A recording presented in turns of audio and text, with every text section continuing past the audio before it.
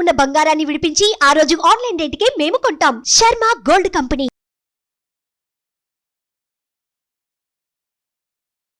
నమస్తే, welcome to Suman TV. నేను మీ Yamini.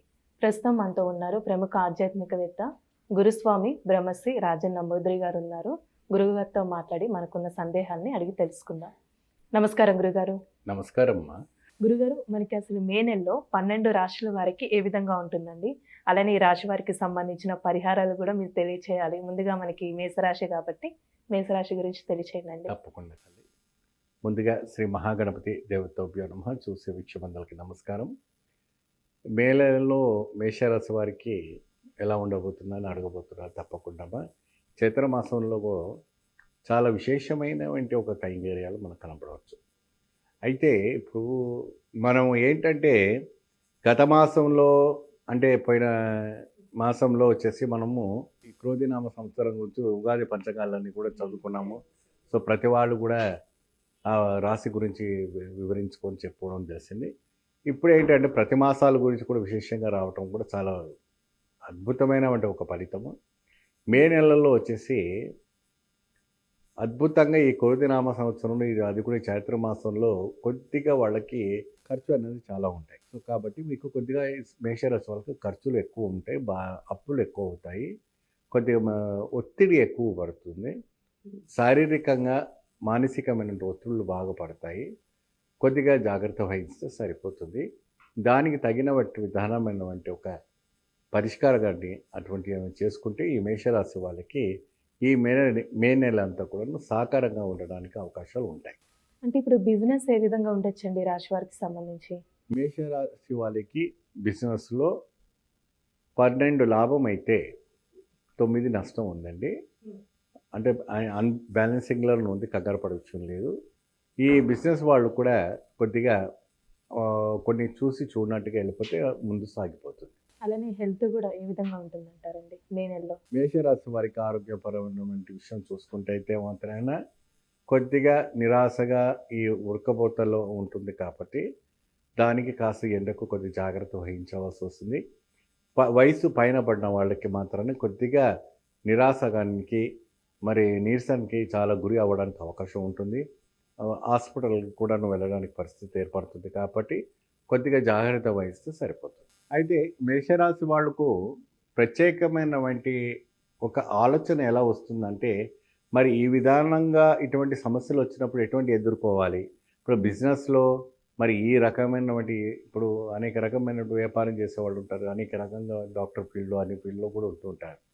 So అనేక రకమైనటువంటి ఫీల్డ్లో ఉన్న వాళ్ళు కూడా బయటికి రావాలి చేయాలి అంటే కూడా కొన్ని ఒత్తిళ్ళకి తప్పదు. సో వీళ్లకు ప్రత్యేకమైనటువంటి ఒక దక్షిణ భారత ఆలయాలు విశేషంగా పూజలు చేసుకోవాలి. ఇప్పుడు దక్షిణ భారత ఆలయాలు ఏంటంటే ఇప్పుడు కంచిలో కామాక్షి ఉంది. ఈ రాశిలో ఉన్నవాడు ప్రతి వాళ్ళు కూడా కంచి కామాక్షిని వెళ్ళి దర్శనం చేసుకొని ఒకరోజు అక్కడ ఇద్దరు చేసి అమ్మవారికి విశేషమైనటువంటి అభిషేకం చేయాలి.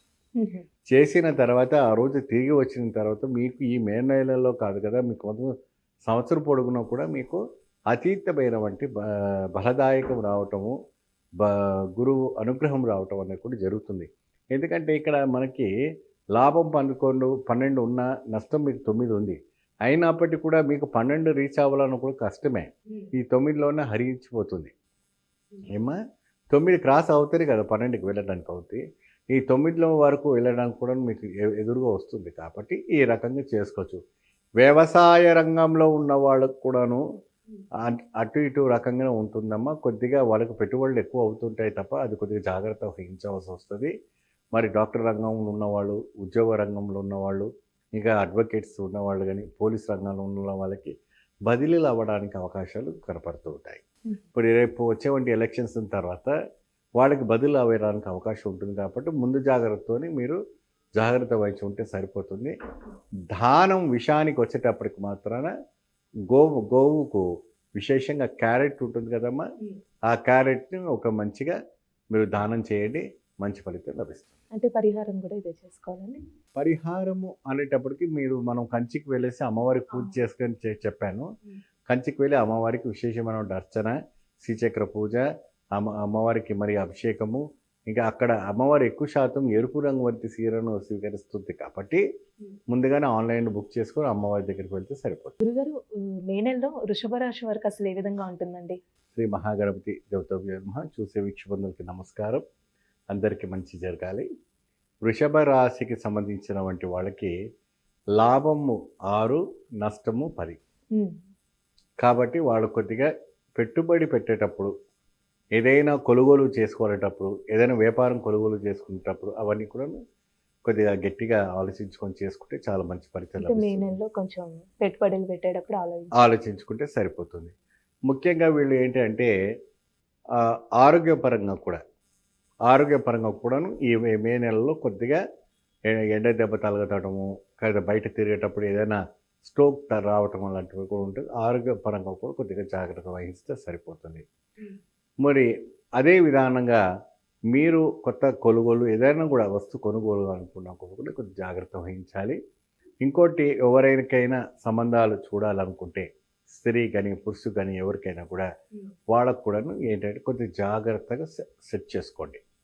తొందరపడి ఏదుకున్న ముందుగా అడుగు పెట్టకూడదు. ఎందుకంటే అంత అనుకూలంగా లేదు మే నెలలో వాళ్ళకి. కాబట్టి మీరు సంబంధాలు వచ్చినప్పటికి కూడా 1-2 సార్లు బాగా గట్టిగా ఆలోచించుకొని మీరు చక్కగా ముందుకు వెళ్తే అద్భుతమైనటువంటి ఫలితాలు రావడానికి ఆస్కారం ఉంటుంది. ఏదైనా కూడా తొందరగా అడుగు పెడతాంటే పప్పులో కాలు పెట్టేస్తామంటే అంటారు. సో అటువంటి కాకుండా 1-2 సార్లు ఆలోచించి చేసుకోండి. మరియు అదే విధానంగా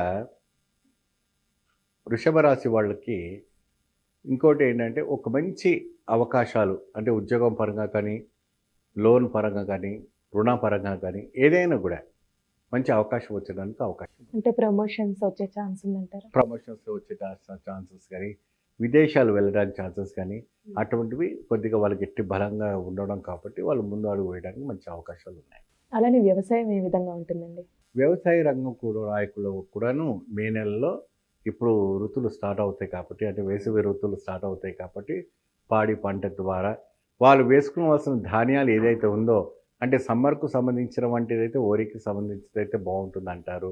కొంతమంది కద్దులు వేసుకుంటే బాగుంటుంది అంటారు. కొంతమంది వేరుశనగలు వేసుకుంటే బాగుంటుంది అంటారు. సో ఆ రకమైనటువంటి బాగా గిట్టుబడి పడేవంటి ఒక ఆలోచించుకొని మీరు ప్లాన్ చేసుకుంటే అయితే మాత్రం మంచి ఫలితం రావడానికి అవకాశం ఉంటుంది. అతీతమైనటువంటి ఒక శక్తి రావడానికి అవకాశం ఉంది. అంటే ఇప్పుడు విద్యార్థులకండి ఏ విధంగా ఉంటుంది? వీళ్ళకి ఏమైనా ఉద్యోగ అవకాశాలు ఉంటాయంటారా? ఇప్పుడు ఏంటంటే అమ్మ 10th క్లాస్ పాస్ అయ్యే వంటి పిల్లలకి మంచి అద్భుతమైన అవకాశం ఉంది.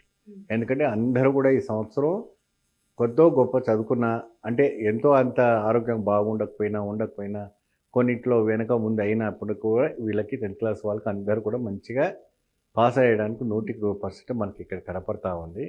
చాలా అద్భుతమైనటువంటి ఫలితం రావడానికి ఆస్కారం మనకు కనపడుతుంది. కాబట్టి ఎటువంటి కూడా భయపడే విషయం లేదు. నిరంతరము మీరు శారదాంబికాదేవి యొక్క పూజ, అంటే శృంగేరికి వెళ్ళి ఈ రాశి వాళ్ళు శృంగేరి దేవి మఠాన్ని దర్శించుకొని అక్కడ శారదాంబికాదేవి ఉంటుంది.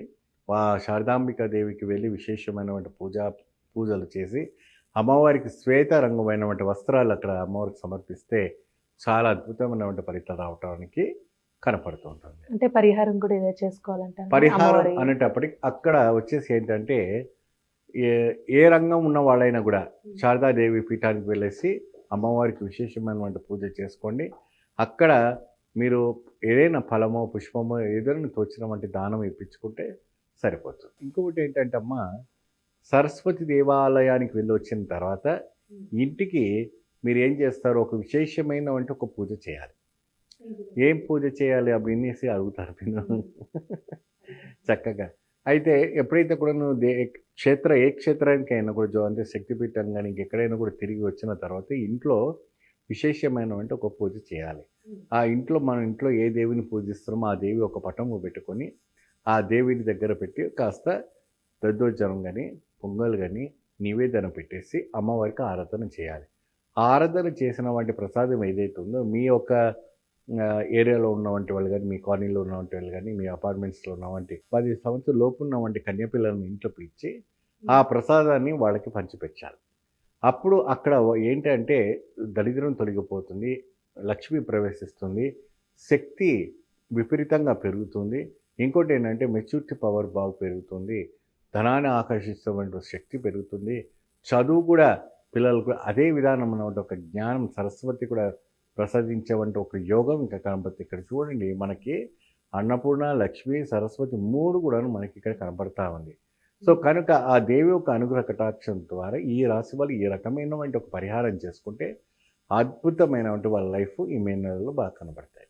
చాలా చక్కగా తెలియజేశారండి వృషభ రాశికి సంబంధించి. ధన్యవాదాలు. నమస్కారం. చూసారు కదండి, అంటే కేరళ శాస్త్రం ప్రకారం గురుగారు మాటగా మనకి తెలియజేశారు. కాబట్టి మీరు కూడా మీ జాతకానికి సంబంధించి కానీ మీ ఇంటి వ్యాపార వాస్తు సంబంధించి ఎలాంటి విషయాలైనా మీరు తెలుసుకోవాలనుకుంటే స్క్రీన్ మీద కనిపిస్తున్న నెంబర్కి కాల్ చేసి గురుగారిని సంప్రదించవచ్చు. ఇలాంటి విశేషమైన అంశాలతో మళ్ళీ మీ ముందుంటాను. ధన్యవాదాలు. సుమన్ టీవీలో మీ పర్సనల్ అండ్ బిజినెస్ ప్రమోషన్స్ కోసం కింది నెంబర్కి కాంటాక్ట్ చేయండి.